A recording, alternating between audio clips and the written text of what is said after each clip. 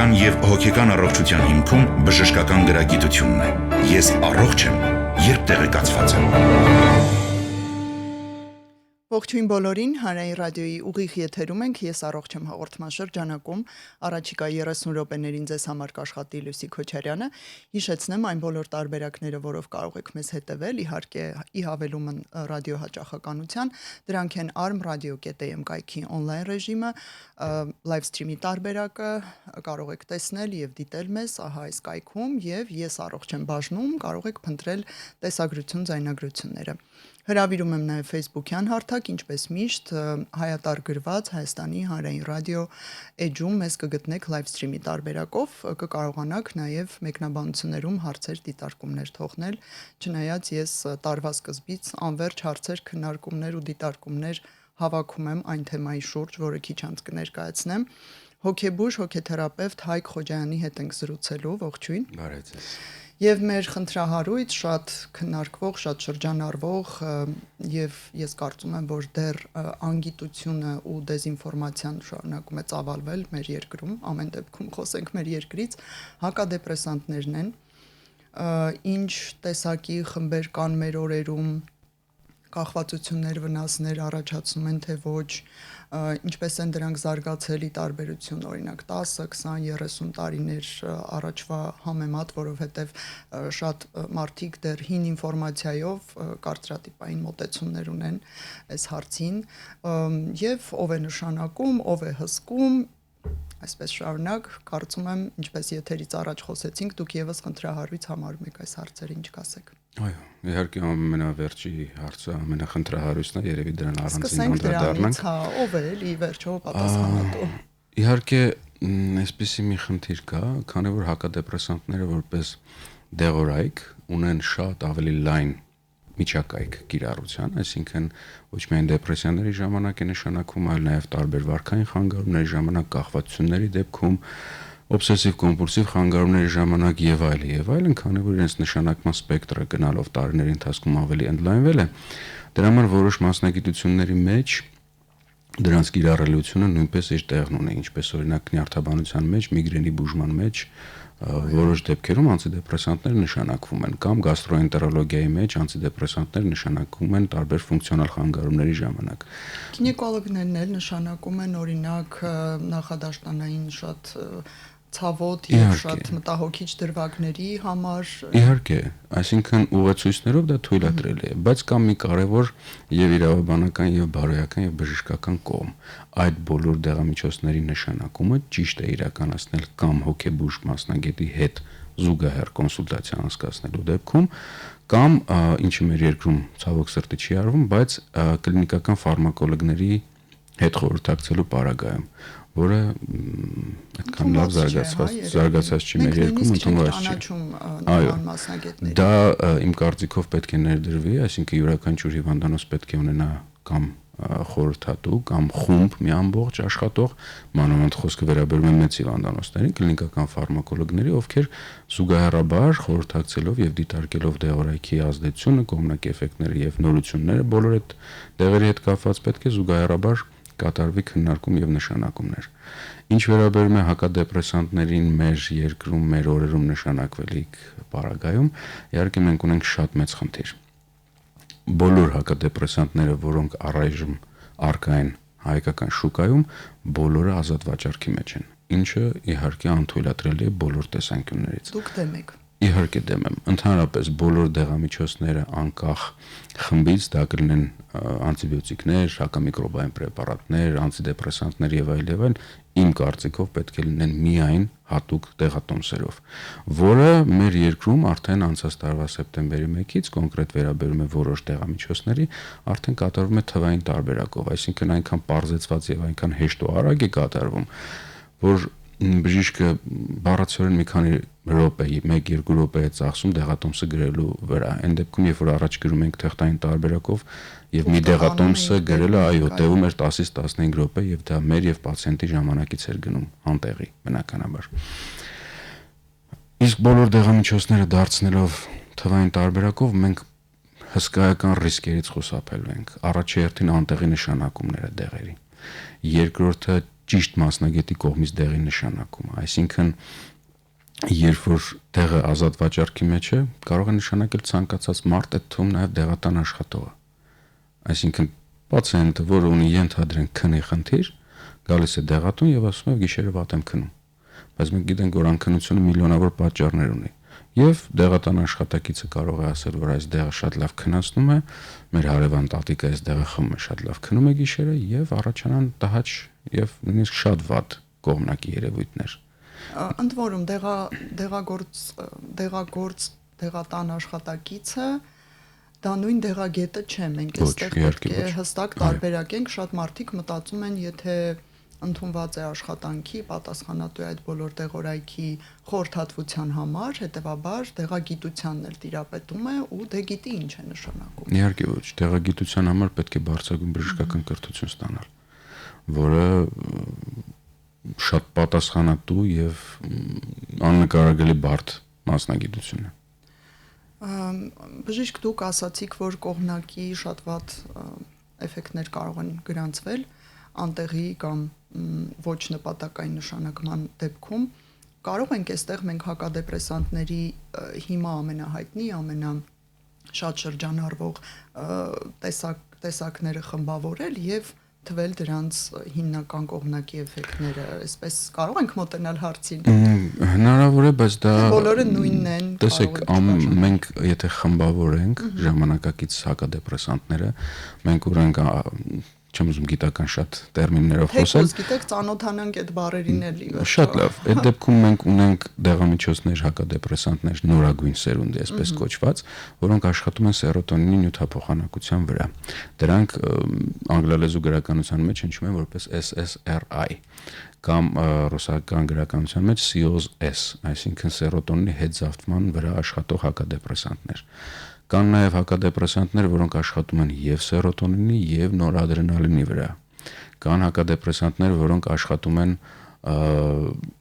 բոլորի վրա, այսպես ասած, այսինքն մենք ունենք տրիցիկլիկ անտիդեպրեսանտներ, տետրացիկլիկ անտիդեպրեսանտներ, առանձին խմբավորումների պատկանող անտիդեպրեսանտներ եւ իհարկե ամենածանր խումբը MAO ինհիբիտորներ, այսպես ասած, որոնք ընկճում են գլխուղեղի նեյրոններում որոշակի ֆերմենտ MAO, մոնոամինոօքսիդազա ֆերմենտը, դրանով բերելով այդ թվում նաև հակադեպրեսանտային էֆեկտի։ Ուղղակի այս դեղամիջոցների կողմնակի էֆեկտները այնքան ծանր են ու շատ, որ սա մնում է ամենավերջի ընտրության տարբեր միջոց որպես ամենաշատ կիրառվողը ամբողջ աշխարհում իհարկե առաջի խումբն է, այսինքն SSRI-ները, սերոտոնին հետզավթիչները։ Ու հետզավթիչ չասենք, հետզավթիչը ընկճողները։ Բայց լավ է նկարագրում։ Ընկճողն էլ, զավթելն էլ բավականին այդ։ Իհարկե, դա բավականին բարդ եւ հետաքրքիր մեխանիզմ է, որը հայտնաբերվել է երևի թե 40 տարի առաջ, այսպես է, դրա համար կոչվում են նոր սերունդի հակադեպրեսանտներ։ 40 տարի առաջը նոր է։ Դա գիտության համար ինչ խոսք, իհարկե, բայց SSRI-ների ազդեցությամբ միջոցներ, դեղեր, խոտաբույսերի տարբերակով հայտնի են շատ վաղուց, 2-3000 տարի առաջվանից։ Այսինքն հակադեպրեսանտների դեպրեսիայի դեմ պայքարի միջոցները հին ժամանակներից դեռևս հին Պարսկաստանից, Հունաստանից, Հայաստանից նույնպես մեզ հայտնի են։ Ցավոք սրտի այդ միջոցները հիմա կիրառելի չեն տարբեր պատճառներով, արխայիկ լինելու պատճառներով, քանի որ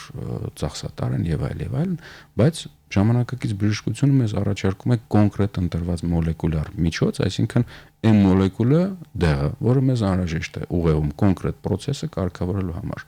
Եվ մենք այդ դեղամիջոցը նշանակում ենք, համբերատար սպասում ենք մինչև էֆեկտը զարգանա, որովհետև ոչ մի անտիդեպրեսանտ դա կախարդական փայտիկ չէ։ Ու ցավազրկող չէ։ Ցավազրկող չէ, նարկոտիկ չէ, կախվածություն չի առաջացնում, մարդու բնավորությունը կամ տեսակը չի փոխում, այսինքն այդ բոլոր միֆերը դեղամիջոցների հետ կապված դրանք ուղղակի միֆերի մակարդակում են։ Մի անգամ հիշում եմ շատ ծանր դեպրեսիայով պացիենտի հարազատը ինձ հարցրեց, երբ որ պացիենտը արդեն դուրս էր գալիս այդ ծանրագույն դեպրեսիայից,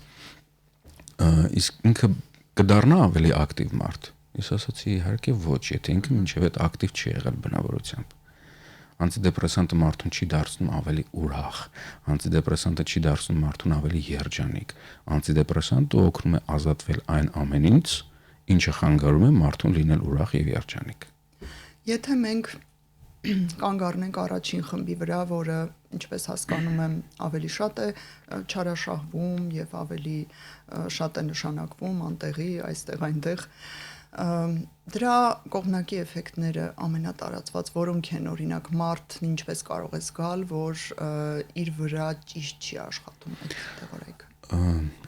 Իհարկե մենք կարող ենք ասել, որ խմբային, այսինքն տվյալ անտիդեպրեսանտների խմբին պատկանող որոշակի կողմնակի էֆեկտներ կան, բայց հիշենք, ամեն դեղամիջոց կոնկրետ խմբից ունի իր կողմնակի էֆեկտները։ Ընդհանուր առմամբ, եթե ասենք, մենք ունենք շատ արագ զարգացող կողմնակի էֆեկտներ, քանի որ դեղամիջոցը աշխատում է սերոտոնինի վրա, իսկ սերոտոնինի մեծ մասը արտադրվում է մեր բարակ աղիներում, ուրեմն առաջին նկատելու ենք աղիքային երևույթներ, մասնավորապես պերիստալտիկայի արագացում, հաճախակի զուգարան վազելու ցանկություն, ձայներ աղիներից եւ այլն, պլյուս իհարկե քանի որ անոթները նույնպես շատ զգայուն են սերոտոնինի նկատմամբ, կարող է պացիենտը ունենալ գլխապտույտ, գլխացավ, սրտխառնոց, կոորդինացիայի փոփոխություն եւ այլն։ Բայց անտիդեպրեսանտները այս խմբի միած շատ հետաքրքիր առանձնահատկությունն են։ Եթե իրենք ճիշտ են նշանակված, կողմնակի էֆեկտ որպես կանոն չի լինում։ Կամ լինում է ամենասկզբում, բայց դա կողմնակի էֆեկտ չի, դա ադապտացիայի նշաններ են։ Օրգանիզմը ուղղակի ճանաչում է այդ դեղը, հասկանում է որտեղ եւ ինչպես պետք է կիրառի, եւ դրանից հետո երբ որ արդեն հասկացավ, ճանաչեց, ոչ մի խնդիր չի լինում։ Փաստորեն, եթե ամիսներով ընդհուպ մինչև ես դեպք գիտեմ մի տարի է, այսպիսի կողմնակի էֆեկտներով ապրում եմ, միգուցե շատ լավ բան է այդ հակադեպրեսանտ կոչվածը, բայց ահա ես մյուս կողմից տանջվում եմ, միգուցե պետք է մտածել ճիշտ աշխատելու, ճիշտ նշանակված միանշանակ։ Անտիդեպրեսանտները ես իմ փորձից գիտեմ, որ մի հետաքրքիր հատկությունն են նաեւ, եթե պացիենտը կոնկրետ ենթադրենք դեպրեսիայով նշանակվում է ճիշտ հակադեպրեսանտը, կարգավորվում է էմոցիոնալ վիճակը եւ այլն, անցնում է ենթադրենք 3-4 ամիս եւ նոր գալիս ասում է բժիշկ, մինչեւ այս կողմնակի էֆեկտ չկար, հիմա սկսվել է։ Դա ինչ է նշանակում։ Դեպրեսիան արդեն չկա։ Թերապիան իսկ առողջ մարդուն երբ որ նշանակում ենք դեղամիջոց, միայն կողմնակի էֆեկտներն են գալիս։ Կան լաբորատոր հետազոտություններ կամ գործիքային հետազոտություններ, որոնք կարող են հստակ ցույց տալ, ոչ թե օրինակ բժշկի եզրակացությամբ մասնագիտական կամ պացիենտի զգացողությամբ, որ եթե ունեմ արդեն կողմնակի էֆեկտներ, միգուցե արդեն թերապիան կարելի է ավարտել, հստակ ցուցանիշներով ինչ որ տվյալներ մենք ունենք այսօր բժշկագիտությունում։ Ճիշտ ասած, լաբորատոր հետազոտությունների հետ կապված կոնկրետ մեր երկրում կան լաբորատոր հետազոտություններ, որոնք ստուգում են սերոտոնինի նյութափոխանակության վերջնանյութերի կոնցենտրացիան օրգանիզմում, բայց դա այսպես 100%-անոց երբեք չի կարելի ասել։ Այո։ Իմ տվյալներով Հայաստանում չունենք լաբորատոր հետազոտություններ, որոնք ստուգում են կոնկրետ դեղամիջոցների կոնցենտրացիան օրգանիզմում։ Արտասահմանում գիտեմ, որ կան։ Մի քանի լաբորատորիաներից ես փորձել եմ խոսել այդ մասին, որ նույնպես ներդնենք, որովհետև ստուգումը պարբերաբար անտիդեպրեսանտի կոնցենտրացիայի օրգանիզմում չափազանց կարևոր է։ Կարծում եմ նաև շատ մոլորություններ ու միֆեր կհերքվեն, որովհետև դեռ տարածված է նաև այն կարծիքը, հորինված է, դա մարքեթինգային հիվանդություն է, շատ լավ փող են աշխատում դրա վրա։ Ես ուղղակի առաջարկում եմ, ես մաղթում եմ այդ մարդկանց չառընչվել, այո, չառընչվել այս հիվանդության։ Պատմություն ուսումնասիրել շատ թագավորների, հայտնի մարդկանց, գրողների, նկարիչների մոտ դեպրեսիան եղել է, ամենահայտնին իհարկե Վան Գոգի մոտ, որ այդ պատճառով նաև ինքնասպանության փորձ կատարեց։ Եվ մենք տեղեկանում ենք ամենահայտնի մարդկանց մասին, դե պատկերացնենք անհայտների մեջ ինչքան կա այս խնդիրը։ Հասարակ սովորական կյանքով, նորմավորված կյանքով ապրող մարդկանց մոտ որքան պետք է նաև հասկանալ, որ հոգեկան խանգարումը նույնպես խանգարում է, այսինքն ոչ մի արտառոց նշանակություն դրան տալ պետք չի։ Ես միշտ իմ պացիենտներին այսպես ինչ որտեղ հուսադրելու եւ ողջևորելու համար ասում եմ վերաբերվեք ձեր խնդրին, ոնց որ գրիպին եք վերաբերվում։ Հարփոխը կբուժենք կանցնի։ Մի քիչ շատ եք հուսադրում, կարծում եմ մի քիչ շատ լավատեսական է, բայց երևի ինչպես ենք մենք վերաբերվում այդ խնդրին։ Եթե վերաբերվում ենք որպես խնդրի, ուրեմն մենք գտնելու ենք բուժման տարբերակները։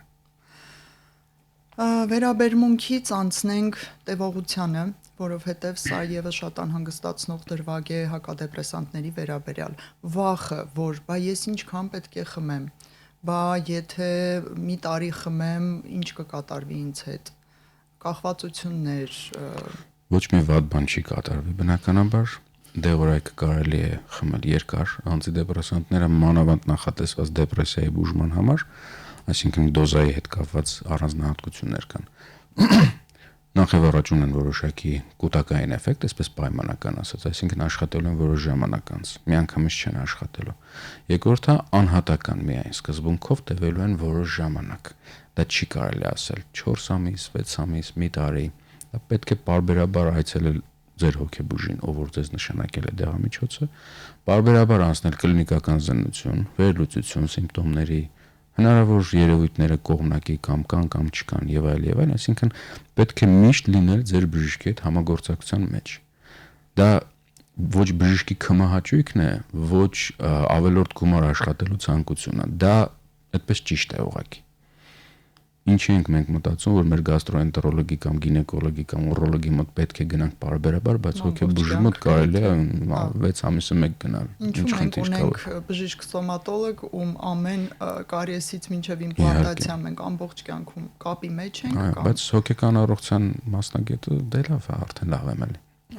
Կամ էլ ինչի ես պետք է կես տարին մեկ կամ որոշ ժամանակը մեկ գնամ, կոնսուլտացիա վճարեմ, դեղորայք քննարկեմ, հանեմ, մտցնեմ, դոզավորում փոխեմ եւ այլն եւ այլն։ Դա մեծ խնդիր է։ Մեկ այլ միֆի եմ ուզում մի փոքր էլի շեշտադրում ունենանք, դա փոխվում է արդյոք մարդը, ինքը մարդու անձը փոխվում է թե չէ։ Այստեղ մի քիչ դժվար է ձեզ հավատալ, բնականաբար ես կասկածներ չունեմ, փորձում եմ մեզ ունկնդրողների տեսանկյունից հարցը բարձրացնել։ Հերքելի այն փաստը, որ դեպրեսիայով հատկապես երկար տարիներ, ամիսներ չեմ ասում, նույնիսկ տարիներ ապրած մարդը թերապիայի ընթացքում վերափոխվում է։ Հիմա դուք կասեք, չէ, ինքը չի դառնում ակտիվ, բայց մենք տեսնում եւ մենք մեր վրա զգում ենք։ Ինքը բուժվում է, ճիշտ է։ Մարդը տեսեք, իհարկե, բայց ինչպես մարդը չի փոխվում։ Տեսեք, մարդը չի փոխվում, ինքը վերադառնում է իր նախնական վիճակին, ոնց որ եղել է մինչև հիվանդանալը։ Հիմա խաբեություններ մինչև դեղորայք ընդունելը մարդու բնույթ է, էությունը, հաճույքները կամ տհաճությունները, դրանք խաբկանք են։ Այդ ամեն ինչը շատ կարևոր է, բայց եկեք ճիշտ հասկանանք, որ եթե պատկերացնենք մարդուն այսպես անոթի պես դատարկ ինչ որ, հա, որի մեջ գունավոր բաներ են լցվում, հաճելի բաներ են լցվում եւ հանկարծ հայտնում է մի հատ շուտ կեղտոտ մի բան, կեղտոտ ավազ, sense սև ավազ, որը լցվում է ու զբաղացնում այն տեղը, որը կարող է լցվել շատ ավելի լավ ու գեղեցիկ երևույթներով։ Անոթը ոչ փոխվեց, նույն անոթն է, չէ՞ որ կար։ Այսինքն չտձևացավ, ուղղակի իր մեջի պարունակությունն է փոխվել։ Հիվանդությունը զբաղացրել է լավ, առողջ երևույթների տեղը։ Մենք դեղորայքի, պսիխոթերապիայի եւ այլ միջոցների օգնությամբ կարողանում ենք մարդու միջից հանել միայն այդ սև ավազը, որը խանգարում է մարդուն։ Եվ մարդը գալիս է իր նախնական վիճակին, այսինքն այնպեսին, ինչպեսին ինքը կար մինչև դա։ Եվ չմոռանանք, դեղորայքը չի փոխում մարդուն, հիվանդությունը կարող է։ Մենք այստեղ պետք է հակառակի տեղը ընդհակառակը մտածենք, որ հիվանդությունը կարող է փոխել մարդուն, դեղորայքը ոչ։ է եւ Իհարկե։ Հասկանալի է։ Դոզավորման մասին խոսենք։ Ինչպես է կարգը ըստ ուղեցույցների հակադեպրեսանտների նշանակման։ Սկսում ենք փոքր դոզավորումից, մնում ենք այդքանի վրա։ Սկսում ենք փոքր դոզավորումից, իհարկե։ Փոքր պատմեք։ Նախ եւ առաջ պետք է հասկանալ, որ անտիդեպրեսանտն է պետք կոնկրետ պացիենտին, որովհետեւ օդից անտիդեպրեսանտ ոնց որ անում են շատ մասնագետներ հոգեբուժությունից դուրս, հա։ Այսպես պայմանական նշանակում են ինչ-որ մի հատ դեղ առանց հաշվի առնելու այդ դեղի իրական ցուցումները, պացիենտի օրգանիզմի պրոֆիլը, տարիքը, սեռը եւ այլն հազարավոր հանգամանքներ կա, որ մենք պետք է հաշվի առնենք ու շատ հաճախ պացիենտներին թվում է, որ բժիշկը 15 րոպե լսեց, ասես գնա այս դեղը խմի ու ամեն ինչ լավ կլինի։ Չհասկանալով որ մենք այդ ամբողջ 15 րոպեի ընթացքում անալիզ ենք անում իր բոլոր սիմպտոմները։ Իմ պրակտիկայում շատ է եղել, ընդհանրենք պացիենտը ասում է, որ SS կանգատները դեպրեսիայի տիպիկ պատկեր են նկարագրում, վերջում ասում է, որ ունի բարբերական հիվանդություն։ Եվ այն դեղամիջոցը, որ ես արդեն ընտրել է իրեն, որ լրիվ կօգներ, ընդհանրենք կոլխիցինի հետ հակացուցված է։ Եվ ստիպված ամբողջ սխեման պետք է նորից սեփական մտքի մեջ վերանայել, համադրել որոշակի գիտական տվյալների հետ եւ այլն։ Դեղորայքային դոզան իհարկե ընտրվում է մինիմալ ազդող դոզայից, տվյալ դեղորայքի համար նախատեսված։ Աստիճանաբար տվյալ դեղի համար նախատեսված քայլերով, այսինքն ամեն դեղ ունի իր քայլը, այսպես ասած։ Մեկը 1 շաբաթ անց, մեկը 2 շաբաթ անց, մեկը մի ամիս անց կատարում ենք դեղորայքի դոզայի բարձրացում, եթե կարիքը լինում է, այսինքն եթե սիմպտոմները չեն ընդգրկում։ Եվ այսպես շարունակում ենք որոշ ժամանակ։ Եթե մաքսիմալ թույլատրելի դեպրեսիայի բուժման համար դեղամիջոցը դոզան, որ ընտրել ենք, չի աշխատում, փոխում ենք դեղը։ Այսինքն կատարում ենք այլ խմբից ընտրություն։ Եվ այսպես համադրություններ կատարելով, ընտրություններ կատարելով արդեն հասնում ենք դրական արդյունքի։ Այս փաստից վախենալ պետք չի։ Այո, շատ տանջալից է թվում։ Տանջալից է թվում, բայց դա անհրաժեշտ հանգամանք է, որովհետև ինչպես երևի թե արդեն պատկերացնում ենք, անտիդեպրեսանտների կողմնակի էֆեկտները կարող են լինել շատ ծանր, եւ մենք պետք է ճիշտ ընտրություն կատարենք, ճիշտ փոփոխություն կատարենք, որպեսզի այդ մարդու ֆիզիկական վիճակը չփչացնենք, այսպես ասած։ Հոգեկանը փորձենք ուղղել, բայց ավելի վատացնենք իր ֆիզիկական վիճակը։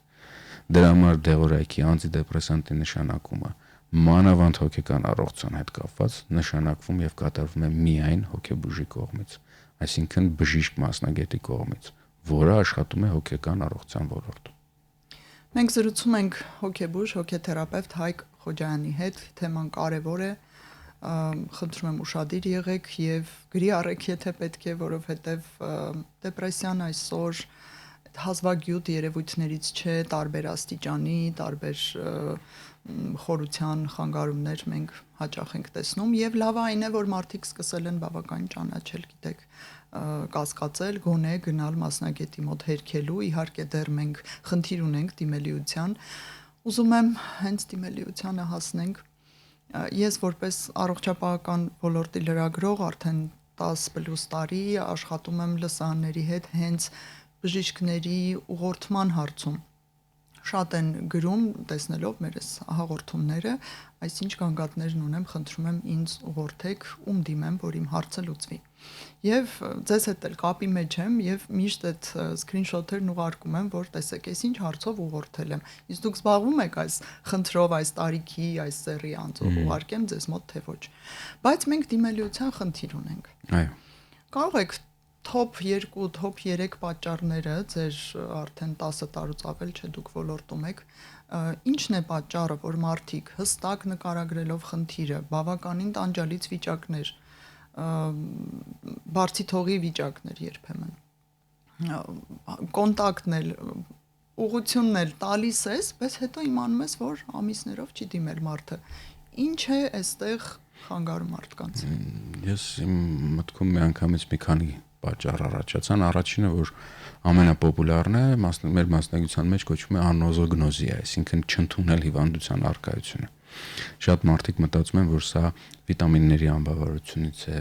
հորմոններս այն չեն եւ այլն, չմտածելով, չընդունելով, որ դա իսկականից հոգեկան բնույթի խնդիր է։ Երկրորդը սոցիալական ֆակտորը, ես հոգիչ չեմ, գնամ հոգեբուժի մոտ։ Այս պիտակը խարանը, որ պետք է դուրս գա ու լուսաբանման եւ լուսավորչական աշխատանքների շնորհիվ ինչ որ լավացում տեսնում եմ ես դիմելիության տեսանկյունից, ինչ խոսք։ Մյուսը, որ այն ինչի մասին ամենասկզբում խոսեցինք, դեղերը ազատ շրջանառության մեջ են։ Ես ինչի գնամ մասնագետի մոտ, եթե կարամ ինտերնետով գտնեմ, մտնեմ բլոգեր, ChatGPT-ին հարցնեմ, ChatGPT-ին ես գիտեմ արդեն մահացու խորհուրդների մասին ChatGPT-ի, որ այսինչ մարդը գնացել է ըստ խորհրդի առել այսինչ տեղը եւ խնդրեմ այդ մարդը այլևս չկա։ ChatGPT-ին բժիշկի նման չի կարող հասկանալ ձեր բոլոր առանձնահատկությունները։ Դուք չեք կարող արհեստական ինտելեկտին ներկայացնել այն ամենամանրամասն երևույթները, որը միայն բժիշկը կարող է ձեզ հարցնել եւ ճշտել։ Դրա համար մի քիչ առաջ որ ասացի, անտիդեպրեսանտը ընտրվում է ծայրահեղ անհատական սկզբունքներով, շատ անհատական սկզբունքներով։ Մեր անտիդեպրեսանտների արսենալը այդքան մեծ չի, բայց նույնիսկ այդ փոքր արսենալի մեջից պետք է ընտրել ամենաճիշտը տվյալ պացիենտի համար։ Այսինքն այսպիսի բազմաթիվ հարցեր եւ այն նաեւ հարցը, որ դեղերը, անտիդեպրեսանտները ազատ վաճառքի են, դրանք կարող է նշանակել ցանկացած մասնագետ, իսկ եթե խնդիրը նерվերի հետ է կապված, ուրեմն առաջինը իհարկե պետք է դիմել նյարդաբանի։ Նյարդաբաններն էլ տարբեր պատճառներով փոխանակ ուղղորդեն հոգեբուժի մոտ, իսկ ես գիտեմ, որ իհարկե ես գիտեմ շատ լավ պարկեշտ նյարդաբաններ, որոնք խորհուրդ են տալիս դիմելու հոգեբուժի, բայց դե մենտալիտետի առանձնահատկություն կա նորից նույն սկզբունքով։ Ես գիշ չեմ գնամ հոգեբուժի մոտ։ Այսինքն նյարդաբանի մոտ ընդունելի են կարելի ավելի կողքից էլ այդպես հարցեր չեն առաջանա, բայց երբ նյարդաբան ուղղորդում է հոգեբուժի մոտ, արդեն կտրվում է միանգամից, իհարկե։ Ու փաստացի այդ մարդը նորից վերադառնալու է այլ աղբյուրներին, փորձելու համար գտնել այն դեղամիջոցը, որ իրեն կարելի է։ Եվ վերջին րոպեներին էլի շատ կարևոր հարց եմ ուզում բարձրացնել,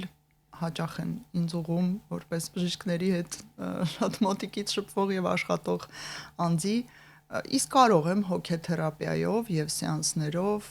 խուսափել հակադեպրեսանտից, կարելի է փոխարինել